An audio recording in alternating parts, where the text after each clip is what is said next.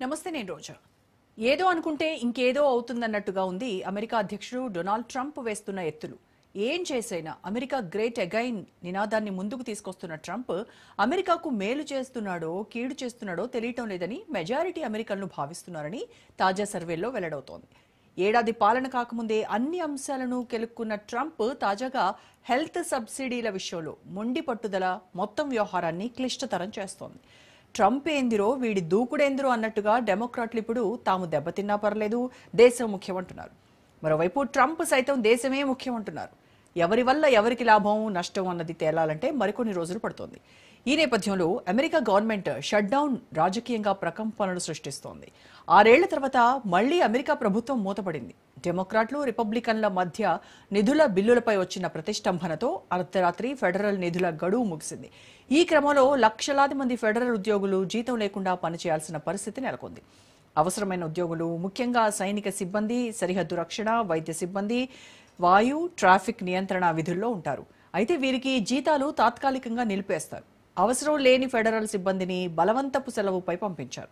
గత అనుభవాల ప్రకారం షట్డౌన్ ముగిసిన తర్వాత వారికి బకాయి జీతాలు తిరిగి చెల్లించే అవకాశం ఉంది. అయితే ఎక్కడెక్కడ అంటే సామాజిక భద్రత, మెడికేర్ చెక్కుల క్లియరెన్స్ కొనసాగుతుందని ప్రభుత్వ వర్గాలు వెల్లడించాయి. కానీ ప్రయోజన ధృవీకరణ, కొత్త కార్డుల జారీ నిలిచిపోవచ్చు. పార్కులు మూతపడే అవకాశం ఉంది. విద్యార్థి రుణాలు, ఇమ్మిగ్రేషన్ విచారణలు, ఆహార తనిఖీలు, ప్రభుత్వ ప్రీ స్కూల్స్ కార్యకలాపాలు ఆగిపోవచ్చు. నాసా అంతరిక్ష మిషన్లు, ఫుడ్ అండ్ డ్రగ్ అడ్మినిస్ట్రేషన్లోని కొన్ని కీలక పనులు, వలస నియంత్రణ చర్యలు మాత్రం కొనసాగుతాయి. అయినప్పటికీ ప్రయాణ రంగంలో జాప్యం పెరిగితే ఇబ్బందులు తప్పవని అధికారులు హెచ్చరిస్తున్నారు. ప్రపంచంలోని అతిపెద్ద ఆర్థిక వ్యవస్థకు తక్షణ ప్రభావం తక్కువగా కనిపించినా దీర్ఘకాలిక మూసివేత తీవ్రమైన దుష్పరిణామాలను కలిగించవచ్చు. నిపుణుల అంచనాల ప్రకారం ప్రతి వారం ఆర్థిక వృద్ధి 0.1% నుంచి 0.2% వరకు పడిపోవచ్చు. మార్కెట్లలో అనిశ్చితి పెరుగుతోంది. ముఖ్యంగా ప్రభుత్వంపై ప్రజల విశ్వాసం దెబ్బతింటుంది. 2018-19లో ట్రంప్ మొదటి పదవీ కాలంలో 5 వారాల పాటు ప్రభుత్వానికి నిధులు లేకపోవడం అమెరికా చరిత్రలోనే పెద్ద షట్డౌన్గా నిలిచింది.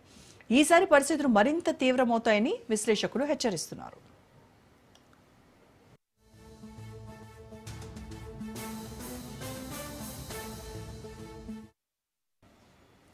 రాజకీయంగా గందరగోళం, ప్రత్యర్థులతో పేచీలు, ట్రంప్ హెచ్చరికలు ప్రస్తుతం అమెరికాను కలవరపెడుతున్నాయి. ప్రస్తుత ప్రతిష్టంభనకు ప్రధాన కారణం ఆరోగ్య సంరక్షణ సబ్సిడీలే. డెమోక్రాట్లు వీటిని ఖర్చు బిల్లులో భాగం చేయాలని పట్టుబడుతుంటే రిపబ్లికన్లు వీటిని వేరుగా చర్చించాలి అంటున్నారు. ఈ పోటాపోటీ రాజకీయ వాతావరణాన్ని మరింత గందరగోళంగా మార్చింది. అధ్యక్షుడు ట్రంప్ తనదైన శైలిలో అగ్నికి ఆజ్యం పోశారు. ప్రభుత్వం మూతపడితే డెమోక్రాట్లు ఇష్టపడే అనేక కార్యక్రమాలను రద్దు చేస్తాం, ఇంకా మరింత మంది ఫెడరల్ ఉద్యోగులను తొలగిస్తామని ఆయన హెచ్చరించారు. అంతేకాకుండా తాము తొలగించే వారిలో ఎక్కువ మంది డెమోక్రాట్లే ఉంటారంటూ వ్యాఖ్యానించారు. ఈ వ్యాఖ్యలు ఇప్పటికే నిరుత్సాహంలో ఉన్న ఫెడరల్ ఉద్యోగుల్లో మరింత ఆందోళన రేకెత్తించాయి. ఈ ఏడాది ప్రారంభం నుంచే లక్షలాది మంది ఉద్యోగులు ఫెడరల్ పేరోల్ను విడిచిపెడుతున్నారని నివేదికలు సూచిస్తున్నాయి. కాంగ్రెస్లో డెమోక్రాట్లు, రిపబ్లికన్లు ఎవ్వరూ రాజీ పడే సూచనలు కనబడకపోవడంతో ఈ షట్డౌన్ ఎంతకాలం కొనసాగుతుందో క్లారిటీ రావట్లేదు. దేశ రాజకీయాలు మరింత అస్తవ్యస్తమవుతాయా లేక ఇరు వర్గాలు కూర్చొని సమస్యకు పరిష్కారం కనుగొంటాయా అన్నది తేలాలి.